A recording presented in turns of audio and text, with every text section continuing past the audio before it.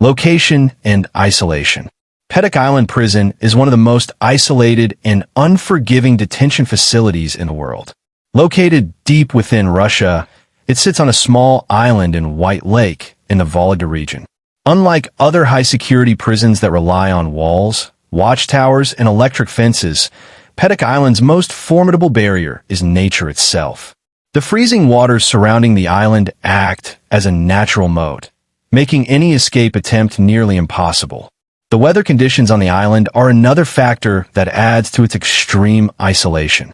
Winters in this region are particularly harsh, with temperatures often dropping well below freezing.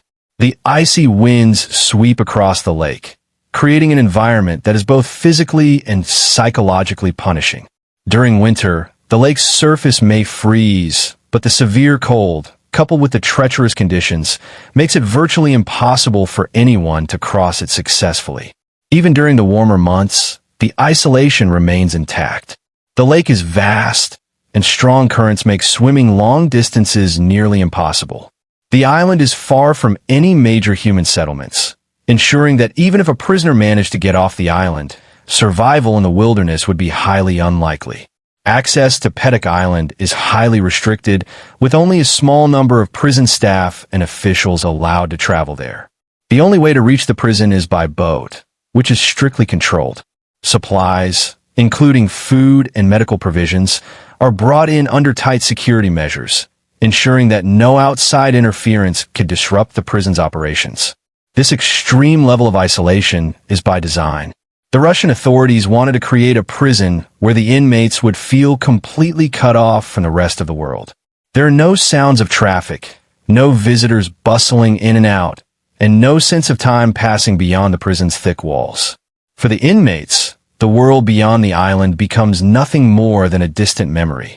The psychological toll of such an isolated environment is profound. Many prisoners report feeling as though they are trapped in a place that doesn't exist, a forgotten island where life stands still. This deep sense of detachment from the world outside makes Petak Island Prison one of the most feared and notorious detention facilities in the world. The prisoners. Petak Island Prison is not a facility for petty criminals or first-time offenders. It is a place designed exclusively for Russia's most dangerous and violent convicts, those deemed beyond rehabilitation. The prison primarily houses individuals convicted of heinous crimes such as serial murder, mass killings, terrorism, and other brutal offenses. These are criminals who have left a deep mark on Russian society, their names often linked to horrifying cases that shocked the nation. Most of the inmates here are serving life sentences without the possibility of parole.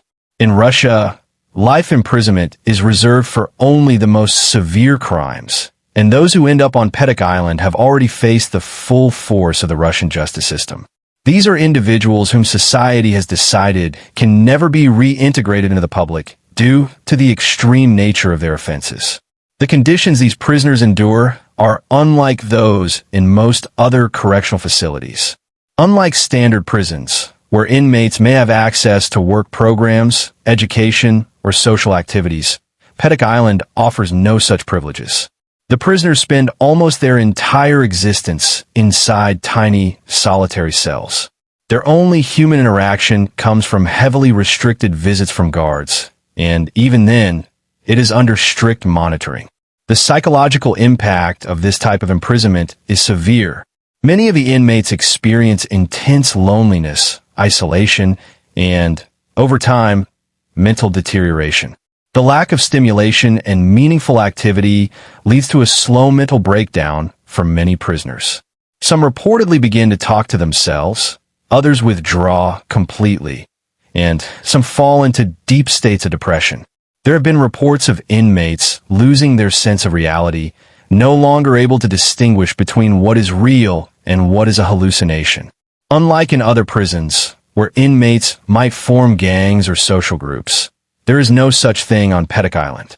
The level of isolation is so extreme that most inmates rarely, if ever, see each other. They exist in a world where time loses its meaning, where days blend into months and years, and where hope is a foreign concept. Another critical aspect of life for these prisoners is the complete detachment from the outside world. Unlike many other prisons, where limited visitation rights or communication with loved ones is allowed, Petak Island enforces strict restrictions. Inmates may only receive a handful of letters a year, and even those are heavily censored. Family visits are rare, and when they do happen, they're conducted under tight surveillance, with no physical contact allowed. Many of the prisoners sent to Petak Island understand that this is where their lives will end. The prison is not just a facility for punishment. It is a place where society discards its most dangerous individuals, ensuring they never have another chance to harm anyone again. For those in prison here, there is no redemption, no second chance. Only a lifetime of isolation in a place that time has seemingly forgotten. Harsh living conditions. Life inside Petak Island Prison is defined by extreme restrictions, relentless monotony, and psychological torment. Unlike many other high-security prisons that offer some form of rehabilitation, labor programs, or group activities, Petak Island is built purely for containment. Its purpose is not just to imprison criminals, but to isolate them completely, cutting them off from the world for the rest of their lives. Prisoners spend 22 to 23 hours a day in their small, cramped cells, with only an hour of exercise time in a tiny outdoor cage. These cells are no larger than a few square meters, just enough space to fit a metal bed, a small table, and a basic toilet. There are no windows large enough to see the outside world, just small openings that let in minimal light. The walls are thick, cold, and bare, with no decorations, no personal belongings, and nothing to break the overwhelming sense of confinement. Even inside their cells, prisoners are under constant surveillance. Security cameras monitor every movement, and guards make frequent rounds to ensure total control. There is no privacy, no comfort, and no escape from the oppressive silence. The prison has almost no social interaction. Unlike in other facilities where inmates may share communal areas, Petak Island keeps its prisoners strictly separated.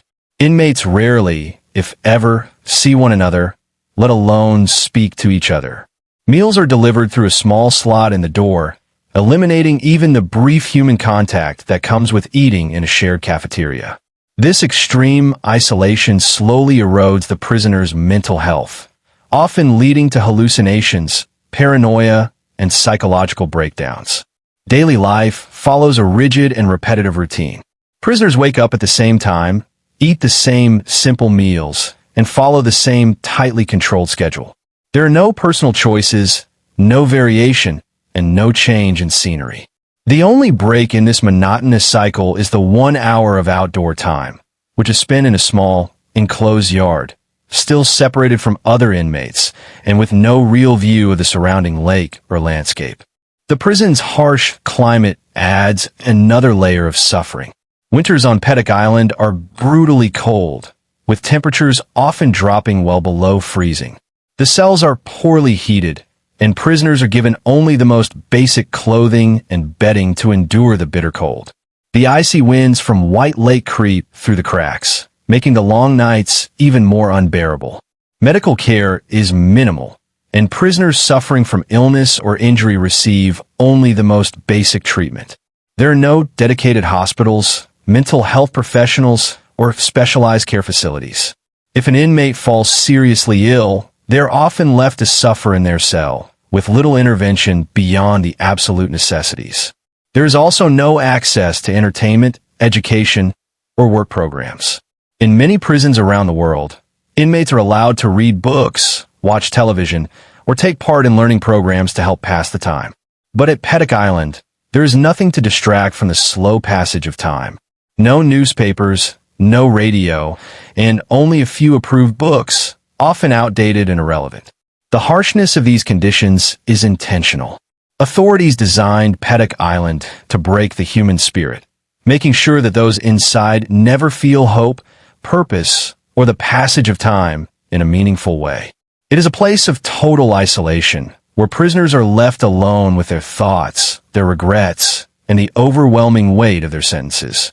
Psychological impact. The extreme isolation and brutal conditions of Petak Island Prison have devastating effects on the mental health of its inmates. While physical suffering is an obvious consequence of such a harsh environment, the psychological torment that prisoners endure is often far worse. Deprived of human interaction, stripped of any sense of purpose, and forced into a monotonous, lifeless routine, many prisoners gradually lose their grip on reality. One of the most severe effects of this isolation is chronic loneliness and sensory deprivation. Inmates spend nearly their entire existence locked in small, solitary cells, with no contact with other prisoners. Unlike in other prisons, where inmates can at least talk to their cellmates or interact during meals, Petak Island allows no such socialization. For many, the absence of any meaningful human contact becomes unbearable. Days blend into each other, and the overwhelming silence leads to hallucinations, paranoia, and delusions. Some prisoners begin to hear voices that aren't there, while others develop an intense fear of their own thoughts. Over time, many inmates experience severe depression. They wake up every morning knowing that nothing will change, that they will follow the same routine, eat the same bland food, stare at the same walls, and sleep in the same cold bed. With no work, no education, and no personal growth, life becomes utterly meaningless. Hope disappears, and prisoners begin to lose their sense of identity. Some forget what they even look like, as mirrors are not allowed. Others stop speaking altogether, their voices fading into silence from years of disuse. The lack of mental stimulation also contributes to cognitive decline. Most prisoners are allowed only a handful of heavily censored books, and there are no televisions, radios, or newspapers. This intellectual starvation causes many inmates to lose their ability to think critically or maintain coherent thoughts. Some report experiencing memory loss, while others struggle to differentiate between dreams and reality. For some, the prolonged isolation leads to emotional numbness. They stop feeling anything. No joy, no sadness, no anger, just an empty existence. They become completely disconnected from the outside world, to the point where they no longer remember what it feels like to have a normal conversation or hear the laughter of another person. Even letters from family, which are rarely permitted, become painful reminders of a life they can never return to. In the most extreme cases, prisoners suffer complete mental breakdowns. Some develop schizophrenia-like symptoms, talking to themselves or believing that they're being watched by unseen forces. Others fall into catatonic states, refusing to move or eat, as if their minds have completely shut down. For these inmates, Petak Island is not just a prison. It becomes a living nightmare, where time stretches endlessly and the walls close in around them. Some prisoners attempt self-harm or suicide as a desperate escape from their suffering. Despite the prison's strict security measures, there have been instances where inmates have inflicted injuries upon themselves simply to feel something, anything, beyond the crushing emptiness of their existence. Others lose the will to live entirely, allowing themselves to wither away in their cells, eating less and less until their bodies can no longer sustain them. The prison guards, trained to maintain strict discipline, often show little sympathy for these psychological struggles. To them, the inmates are the worst of the worst, people who committed unforgivable crimes and deserve to suffer for the rest of their lives. In their eyes, mental deterioration is not a tragedy, but an inevitable consequence of the prisoner's actions. Petak Island Prison is not just a place of physical confinement. It is a psychological abyss designed to strip inmates of their humanity. It is a place where time stops, where the mind withers, and where the echoes of lost souls fade into silence. Strict security measures. Petak Island Prison is one of the most secure correctional facilities in the world, designed to ensure that escape is not only unlikely, but virtually impossible. Every aspect of its structure, operation, and security protocols is built with a single goal in mind: total control over the prisoners. The Russian authorities have made it clear, once an inmate enters Petak Island, they will never leave. One of the first and most effective security measures is the prison's remote location.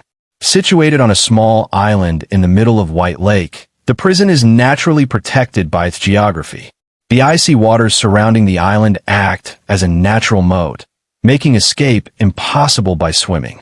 The frigid temperatures, strong currents, and vast distances to the mainland would almost certainly lead to hypothermia, exhaustion, or drowning before any prisoner could make it to safety.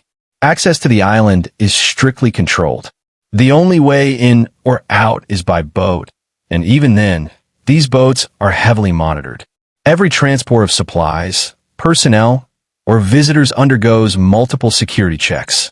There are no unauthorized landings, no alternate routes, and no unguarded paths that an inmate could exploit.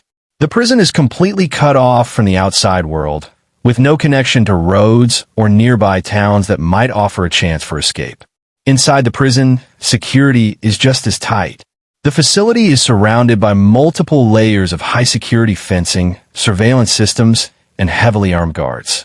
Towering concrete walls and barbed wire fences ensure that even if an inmate were to somehow breach the prison's internal barriers, they would still have to get past these formidable obstacles before even reaching the water. The guard force at Petak Island is among the most highly trained in Russia. These officers are not just ordinary prison guards. They're specialists in handling the most dangerous criminals.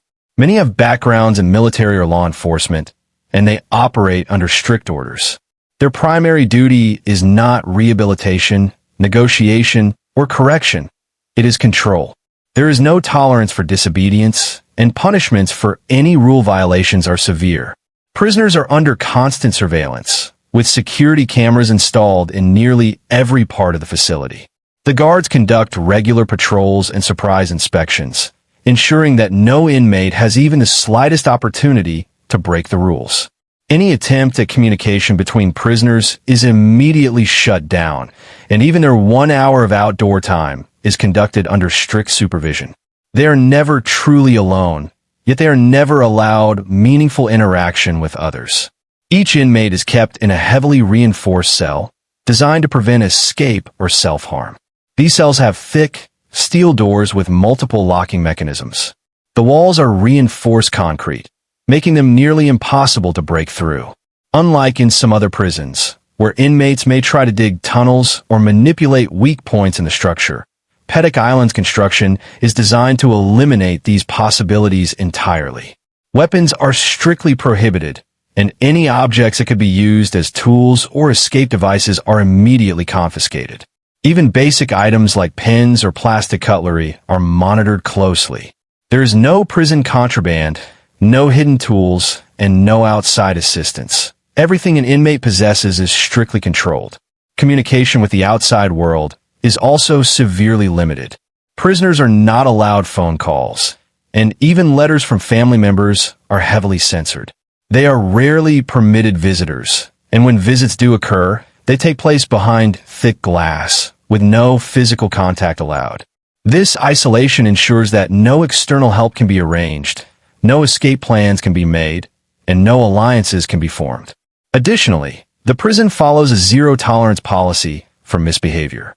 Any sign of defiance, whether it be refusing orders, showing aggression, or attempting to smuggle contraband, results in immediate punishment. The disciplinary methods are severe, including extended isolation, deprivation of privileges, and, in extreme cases, physical restraint. There is no room for negotiation. Prisoners are expected to obey without question. With all these layers of security, Petak Island is not just a prison. It is a fortress, an inescapable tomb for those locked inside. Even the most daring, determined, or resourceful inmates have no chance of breaking free. The Russian authorities have designed it to be a place where escape is not even a consideration, only survival, ethical concerns, and human rights. Petak Island Prison has long been a subject of controversy and criticism from human rights organizations around the world. While the Russian government defends the facility as a necessary institution for society's most dangerous criminals, many question whether the conditions there violate basic human rights and ethical standards. The extreme isolation, harsh living conditions, and psychological torment inflicted on inmates raise serious moral concerns about the treatment of prisoners, even those convicted of the most heinous crimes. One of the most significant ethical concerns is the complete lack of rehabilitation or reform programs. In most modern prison systems, even maximum security facilities offer some form of rehabilitation, whether through education, vocational training, or psychological counseling. The idea is that, even for those serving life sentences, a prison should aim to provide a path toward personal growth or at least mental well-being. However, at Petak Island, no such opportunities exist. Prisoners are not given access to education, therapy, or any programs that might help them cope with their incarceration. Instead, they are left to waste away in their cells, with no purpose, no future, and no chance of redemption. The prison's strict isolation policies are another major ethical concern. Studies have shown that prolonged solitary confinement can have devastating effects on a person's mental health. Many countries consider solitary confinement, lasting more than 15 days, to be a form of psychological torture, yet inmates at Petak Island endure this for years, if not decades. Deprived of social interaction, many prisoners develop severe mental disorders, including depression, anxiety, hallucinations, and paranoia. Some lose the ability to think clearly, while others enter a state of emotional numbness, completely detached from reality. The question then arises, is it ethical to punish criminals in a way that effectively destroys their minds rather than simply restricting their freedom? Furthermore, the conditions in which inmates live are considered inhumane by international standards. The small, cold, windowless cells offer no comfort, and a lack of proper heating in the winter months means that prisoners often suffer from extreme cold. In many cases, they're given only minimal clothing and bedding, leaving them vulnerable to illness and discomfort. Access to medical care is limited, and prisoners suffering from physical or mental health conditions may not receive the treatment they need. This raises the question of whether the prison system is punishing these individuals beyond their sentences, subjecting them to cruel and unnecessary suffering rather than merely enforcing justice. Another ethical concern is the lack of communication with the outside world. While it is understandable that high-risk prisoners require strict security measures, the fact that Petak Island inmates are rarely allowed visits, phone calls, or even letters from loved ones is viewed by many as excessive and unjust. Family connections are often an important part of a prisoner's mental stability, yet Petak Island enforces near-total isolation. Even letters that do get through are heavily censored, removing any messages that might offer comfort or hope. This level of restriction is not just about security. It is about breaking the human spirit, and many argue that this goes against the fundamental principles of human dignity. International human rights groups, including Amnesty International and the United Nations, have raised concerns about whether Petak Island's conditions amount to cruel and unusual punishment. While Russia maintains that the prison is necessary for keeping dangerous criminals away from society, many question whether it is ethical to subject anyone, even the worst offenders, to a lifetime of suffering that extends beyond their crimes. The legal system also plays a role in these ethical concerns. In Russia, life sentences are nearly impossible to appeal, meaning that once a prisoner is sent to Petak Island, there is almost no chance of their sentence being overturned or reduced. Unlike in some other countries where inmates may have opportunities for review or clemency, Petak Island offers no second chances. Even prisoners who may have been wrongfully convicted or who could demonstrate reformation have no realistic hope of ever leaving. This raises significant concerns about fairness, justice, and whether the prison system should focus solely on punishment rather than rehabilitation. Another troubling aspect is the psychological impact on the prison staff themselves. While much attention is given to the suffering of the inmates, guards, and prison officials also experience the psychological strain of working in such an environment. Constantly overseeing prisoners who are deteriorating mentally and emotionally, knowing that they will never leave the facility, takes a toll on even the most hardened individuals. Some guards become desensitized to human suffering, while others experience burnout, depression, and moral conflict over their role in enforcing such extreme conditions. Ultimately, Petak Island Prison represents one of the most severe forms of incarceration in the world, raising deep ethical questions about the balance between justice and human rights. While some believe that the criminals housed there deserve no mercy, others argue that even the worst offenders should not be subjected to conditions that erase their humanity. The debate over whether the prison is a necessary evil or a human rights violation continues, forcing society to confront difficult questions about how justice should be served. Comparisons to other notorious prisons. Petak Island Prison is often compared to some of the most infamous high-security prisons around the world, but in many ways, it stands apart due to its extreme isolation, harsh conditions, and psychological impact. While other prisons also house dangerous criminals, few match the level of confinement and control imposed on inmates at Petak Island. By examining some of the world's most notorious prisons, such as ADX Florence in the United States, Black Dolphin Prison in Russia, Alcatraz in the past, and others, we can better understand what makes Petak Island unique and why it is considered one of the harshest prisons in the world. One of the closest modern comparisons is ADX Florence, often referred to as the Alcatraz of the Rockies. Located in Colorado, this U.S. federal supermax prison houses the most dangerous criminals, including terrorists, drug lords, and serial killers.